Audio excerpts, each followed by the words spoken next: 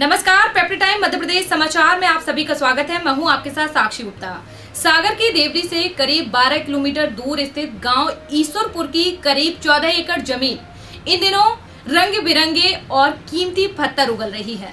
बताया जा रहा है कि यह बेशकीमती पत्थर आदिवासियों के खेतों में मिल रहे हैं, जिन्हें पाने के लिए ग्रामीण सुबह से शाम तक इकट्ठा होते हैं और इन पत्थरों को बेचते हैं, जिनसे उन्हें 2000 से लेकर 10,000 रुपए मिलते हैं।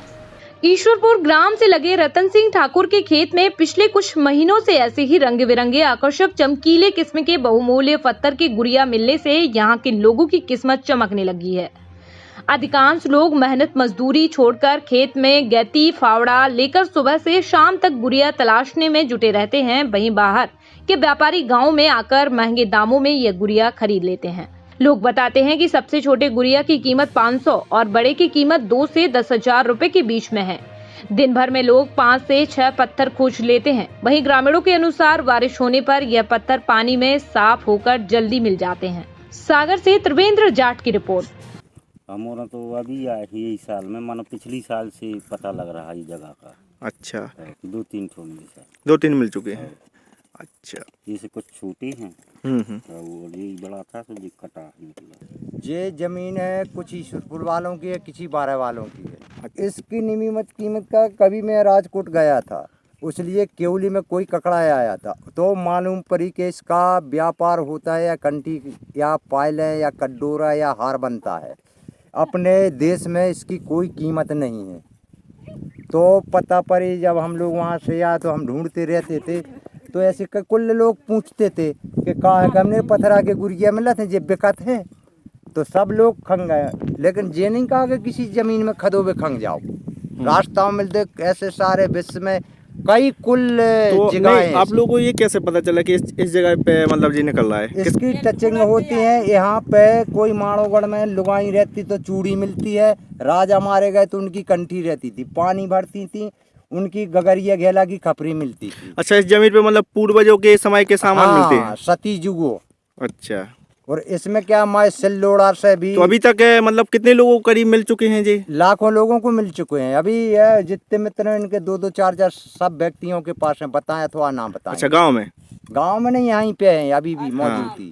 जी, मुझे जानकारी में आया है मीडिया बंधु के माध्यम से और ग्रामीणों के माध्यम से मुझे जानकारी प्राप्त हुई कि ईश्वरपुर और मड़खेरा गांव में ज़मीन से कुछ मोतीनुमा वस्तुएं निकल रही हैं। इस संबंध में तहसीलदार और संबंधित मेरे अमले को मैंने भेजा था।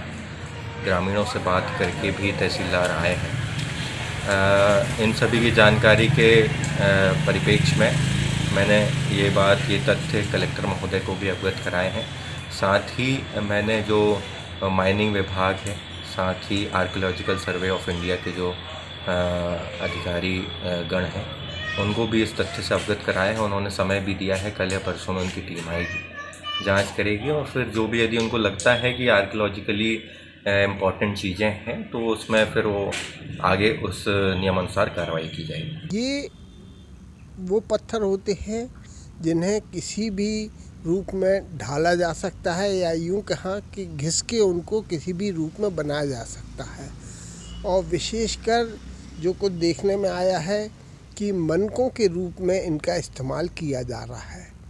ये बहुत बहुमूल्य तो नहीं होते हैं, परंतु पुरातन काल में जो लोग हीरे मोती का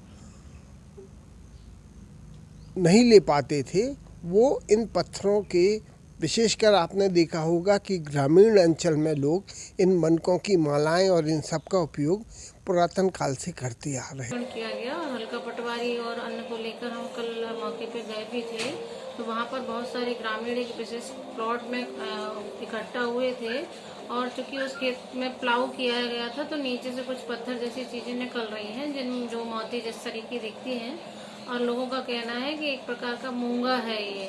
तो लोगों से हमने जब यदि मिले तो हमने 2-3 इकट्ठे भी किए और एसडीएम सर को हमने प्रतिवेदन तैयार करके भेजा है, जिससे ये फॉरेंसिक में इसकी जांच हो पाएगी कि ये क्या है। एक्चुअली में हम लोग नहीं बता सकते कि ये किस प्रकार का मोती है।